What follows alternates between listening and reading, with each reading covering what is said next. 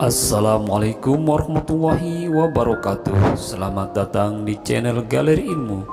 Dengan ilmu semua menjadi lebih mudah. Kali ini akan membahas rahasia pembuka rezeki yang insya Allah dibawakan oleh Ustadz Khalid Basalamah. Namun sebelumnya silahkan like, komen, dan subscribe. Dan jangan lupa bagikan video ini agar bermanfaat untuk semua orang. Selamat mengikuti dan semoga bermanfaat. Rezeki biadillah ikhwah sekalian. Rezeki biadillah. Allah bukakan rezeki. Saya cuman karena tidak enak kalau saya mau menceritakan keadaan saya pribadi ya. Kalau pengalaman saya pribadi terlalu banyak bukti-bukti nyata subhanallah yang saya hadapin pribadi. Pada saat lagi terdesak dari sisi ekonomi, godaan luar biasa. Ada pinjaman yang berbunga, ada yang begini, ada yang begitu. Tetap saya tolak, saya komitmen. Sampai pada titik terakhir, titik klimaksnya saya pertahankan, Allah berikan jalan keluar yang tidak masuk di akal ikhwah. Betul-betul tidak masuk di benak saya. Saya ceritakan salah satunya, pada saat saya ada masalah kemarin di Kalibata. Ini untuk diambil ibrah saja. Restoran saya buka 2 tahun 8 bulan. Kemudian saya pertemukan antara omset sama bayar sewa dan ya, servis casnya. Karena di mall ada servis cas maka tidak cukup, tidak berimbang. Saya merasa selama hampir 3 tahun tidak mendapatkan keuntungan. Lalu saya berpikir untuk menutup restoran itu. Dan pada saat itu subhanallah saya berpikir restoran ini sudah saya tutup aja deh. Saya jual aja. Mungkin dengan kesibukan dakwah, beberapa ikhwah juga yang saya amanahkan di situ sudah ada yang satu yang sudah niat mau kuliah, udah nggak bisa lagi lanjut. Saya bilang oke lah baik. Saya 3 bulan vakum, nggak bisa bergerak sama sekali. Pada saat itu subhanallah 1 rupiah pun ikhwah saya nggak punya duit. Allah jadi saksi saya bingung waktu itu bagaimana caranya untuk mencari jalan keluar nih. Jual restoran pun akan dilelang dalam kondisi murah. Restoran itu sudah besar asetnya. Ini gimana caranya saya nggak punya duit. Mindahin ke tempat lain butuh uang untuk sewa. Gitu kan. Membuka lagi butuh uang yang baru untuk membayar sewa yang tertunggak. Gitu kan. Tidak dibongkar juga akan dibongkar paksa. Ini kalau ada waktu tentu sampai waktu tentu, kalau tidak ini akan dibongkar paksa. Subhanallah, godaan luar biasa. Ada yang masuk saya tidak tahu dari mana, SMS masuk ke HP saya, pinjaman dengan bunga yang ringan 250 juta sampai 750 juta terus dari banyak perbankan saya nggak tahu tiba-tiba masuk. Saya tidak pernah iyakan, selalu gitu kan. Saya cuma berusaha ikhtiar berdoa sama Allah, tawarin kepada orang kalau ada yang mau punya saham dengan saya. Subhanallah, pas titik klimaks 3 bulan kemarin 3 bulan tutup ya sementara dan saya sudah berpikir mau jual pun sempat saya tawarkan belum ada yang beli. Saya tiap hari saja berdoa. Di masjid ini saya kedatangan seseorang. Jemaah pengajian saya, bukan jemaah pengajian sebenarnya. Dia rutin mengikuti ceramah kita ya yang diupload di YouTube dan tinggal di Paris. Orang Indonesia, orang kita tapi tinggal di sana. Datang selama ini dia selalu kalau saya punya program gali sumur diikut. Ada program kemarin badal haji, ditipin uangnya. Selalu program sosial diikutin sama dia. Subhanallah pada saat lagi dia bilang sama saya SMS, Ustadz saya mau ke Jakarta, saya ingin hadir pengajian Ustadz langsung. Saya bilang baiklah kalau gitu silahkan fadhal.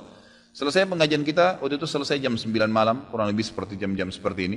Lalu kemudian dia datang sebelah saya belum pernah lihat orangnya. Lalu dia salaman sama saya, dia bilang Ustadz saya Pak John Firdaus, dia bilang sama saya gitu.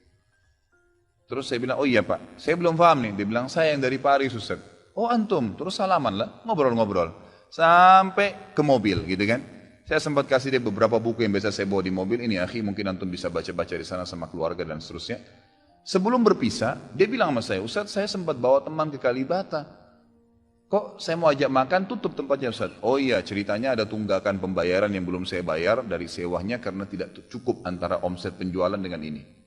Oh gitu Ustaz, iya. Kira-kira butuh berapa biaya? Saya bilang, mungkin saya butuh sekitar 250 juta untuk memutar kembali restoran ini. Karena butuh ada tunggakan 168 dan saya harus dengan biaya operasional sekitar 250 juta. Rencananya memang saya mau buka saham kalau memang ada yang mau masuk. Dia bilang sama saya tiba-tiba, ini cuma mau berpisah di sini, di depan masjid ini, dia bilang sama saya, Ustaz kalau Ustaz bilang, saya baru saja kemarin masukin anggaran dana saya 400 juta di satu perusahaan. Kalau saya tahu saya akan ikut sama Ustaz. Ya sudahlah akhi, qadarullah nggak apa-apa gitu kan.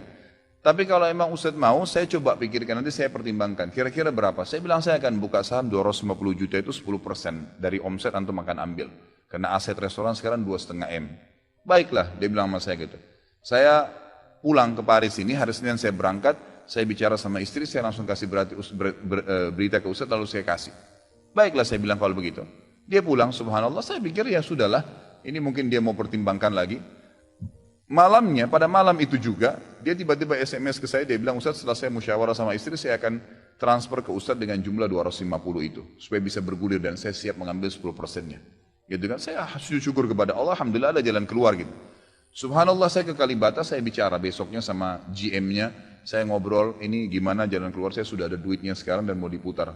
Oh udah nggak bisa Pak Khalid, ini kan sudah 3 bulan vakum, udah nggak bisa, harus dibongkar, udah tutup, nggak bisa lagi. Kalau Pak Khalid mau pindah tempat lain silakan, atau mau buka sini kembali harus ganti nama. Baiklah, saya coba kembali kepada Allah SWT lagi berdoa, ya Allah berikan petunjuk, ada apa sebenarnya ini, bagaimana jalan keluarnya. Hati saya subhanallah cenderung untuk keluar, gitu kan. Udahlah mungkin saatnya untuk keluar dari situ, karena memang selama ini ada teman-teman saya berikan masukan juga yang sering datang, akhi di sini parkiran susah, akhi di sini kadang-kadang tidak ditahu dan seterusnya, lebih baik kalau ente keluar.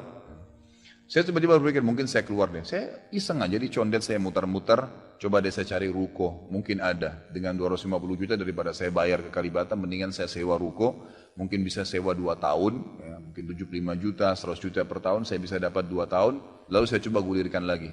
Dengan izin Allah, di depan rumah, di Jalan Raya Condet itu dekat rumah orang tua saya, ada 1 ruko, 2 ruko disambung, 3 tingkat, dan ruko itu bekas travel haji umroh, gitu kan. Pas dipasang spanduknya disewa, dikontrakin, gitu kan. Saya langsung tanya, saya telepon, setelah saya tinjau beberapa lokasi, kemudian saya telepon. Dia bilang boleh, silakan Bapak lihat, saya lihat ke dalam, cocok alhamdulillah 3 lantai itu, kemudian saya tanya sewanya, ternyata dananya juga mencukupin, gitu kan, dananya mencukupin. Lalu kemudian saya mulailah ya proses, saya bayar sewanya, kemudian saya juga proses pemindahan, dan insya Allah dalam waktu dekat akan dibuka.